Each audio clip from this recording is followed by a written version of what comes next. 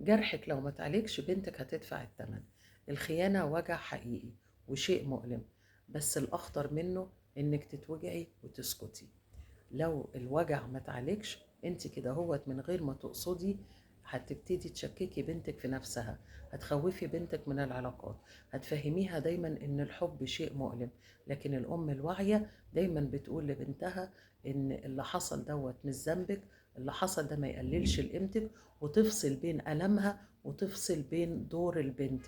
يعني ما تفضلش تحكي تفاصيل كتير عن الخيانة، ما تفضلش تبالغ دايما في الخوف وفي عدم الأمان، عشان ما توصلش البنت إن الحب دايما في الخيانة وعدم الأمان. الأم الواعية اللي هتفصل بين دورها وبين ألمها، وهتفصل بين دور بنتها وتفهمها دايما إن اللي حصل دوت مش ذنبك وده ما يقللش قيمتك، كده البنت هتتعلم إن الخيانة ما هياش تعريف للحب ولا هي مقياس لذاتها. علاجك النفسي هو أساس لانك تطلعي بنت واثقه، واساس ان انت تعلمي بنتك الثقه في نفسها. انت مش لوحدك، معاكي نرمين صفوت، ايد في ايد لحياه افضل وحياه اهدى. ما تنسوش اشتراك في القناه ولايك وشير عشان نقدر نوصل لعدد كبير من الامهات، ونقدر نكمل سلسله ام واعيه وبنت واثقه، وربنا معاكم.